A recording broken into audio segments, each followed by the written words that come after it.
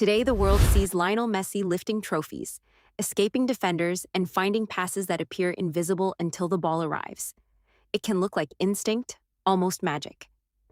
But begin with the final image and you miss the useful story.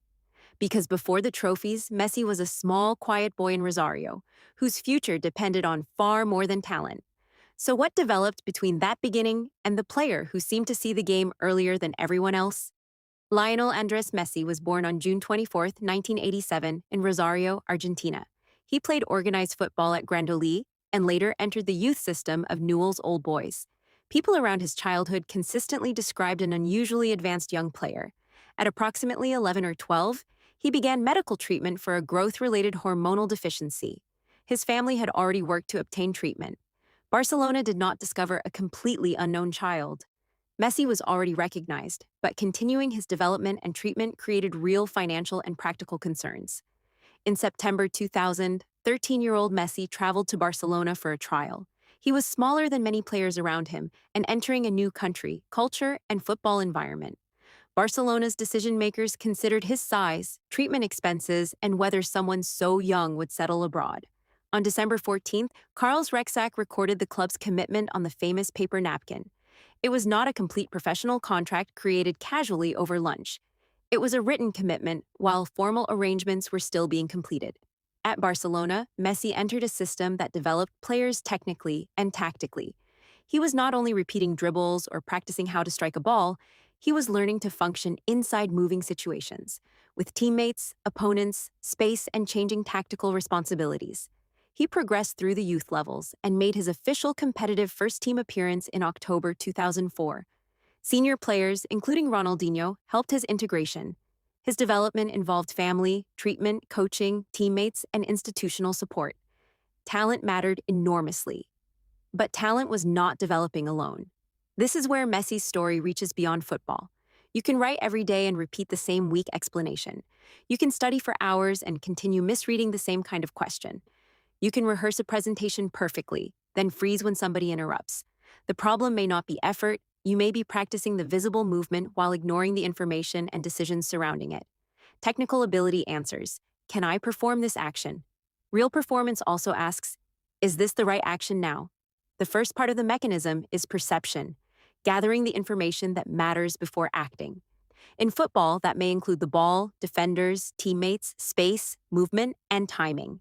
Research on elite players suggests that visual exploration, often called scanning, can support performance, although its use changes with position and situation. Messi-specific footage provides credible examples of him gathering information before decisive actions. But this must not become a magic scan count. The lesson is not turn your head 7 times. The lesson is that the visible action may depend on information collected earlier, but perception creates another problem. More information does not automatically produce a good decision. Messi still needed technical control, timing, and judgment. Defenders moved, passing lanes disappeared, teammates reacted, sometimes the correct option changed within a second. This is why isolated repetition and situational practice are different. A speaker can memorize a presentation. Situational practice adds an interruption, a skeptical listener, or a 30-second time limit. A writer can produce sentences. Situational practice asks which opening fits this reader. You are not making practice complicated. You are making part of it resemble reality. Here is where people misunderstand Messi. They see him walking and assume walking was the secret. They see an effortless pass and assume effort disappeared. But economy is not laziness. Across his career, Messi adapted from a young right-sided dribbler into a central attacker, creator, and deeper playmaker. His movement and responsibilities changed with his body, teams, coaches, and tactical role. Mature skill often becomes more selective. 1 touch instead of 3. A simple pass instead of a forced dribble. A clear sentence instead of an impressive paragraph. Then comes feedback. Most people review only the result. Won or lost, good grade or bad grade, high views or low views. But a good result can hide a poor decision helped by luck. A poor result can follow a sensible decision that was badly executed or disrupted by something outside your control. So separate the process. What information was available? What did you notice? Why did you choose that action? How well did you execute it? What happened? And what should change next time? This review is a GenTwenty adaptation, not a documented private Messi routine. Even extraordinary development did not create a clean success story. Messi achieved enormous success with Barcelona, while Argentina lost major senior finals in 2014, 2015, and 2016. After the 2016 Copa America final defeat, he briefly announced his international retirement before returning. Argentina's later victories, including the 2021 Copa America and 2022 World Cup, should not be turned into proof that persistence always guarantees a satisfying ending. Teams changed, coaches changed, roles and conditions changed. Continuing mattered, but continuation acted inside a larger system. Now the mechanism becomes visible. Perception, notice the important information. Decision, choose a response that fits. Execution, perform it with enough technical control. Feedback, separate what you noticed, chose, and executed from the final result. Adaptation, update your next attempt, method, or role. This is the perception, decision, execution loop, a GenTwenty synthesis inspired by the evidence. It does not explain Messi's entire career, but it gives us a better practice question. Do not ask only, how many repetitions did I complete? Ask, what did those repetitions teach my next decision? Choose one decision-heavy skill, not your entire career. One repeated situation, maybe writing openings, answering questions in meetings, solving one type of exam problem, editing the first 30 seconds of a video, or responding to a customer objection. Before acting, ask, what cue matters? While deciding, what are my realistic options?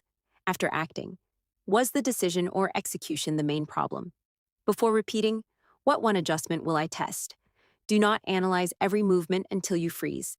The purpose is clearer learning, not permanent self-surveillance. For 7 days, practice one narrow activity for 20 to 45 minutes. Day 1, define the situation and describe a successful attempt. Day 2, identify 3 cues that should affect your response. Day 3, pause before important actions and name 1 cue. Day 4, build 3 realistic variations of the situation. Day 5, remove unnecessary words, steps, clicks, or movements. Day 6, perform, then record the cue, decision, execution, result, and 1 missed alternative. Day 7, update your playbook with 3 rules. When I notice X, I will consider Y. I should stop doing Z. My next practice will focus on A.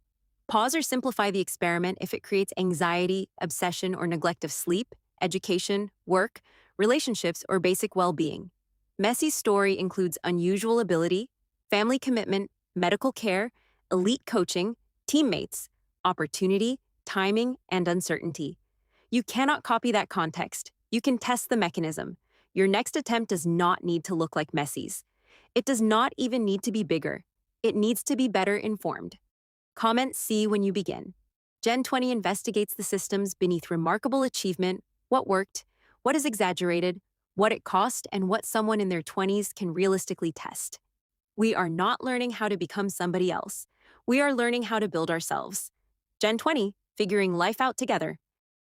Thanks for watching GenTwenty. We're figuring life out together, one step at a time. Subscribe and join our community for more inspiration, growth, and real-life conversations.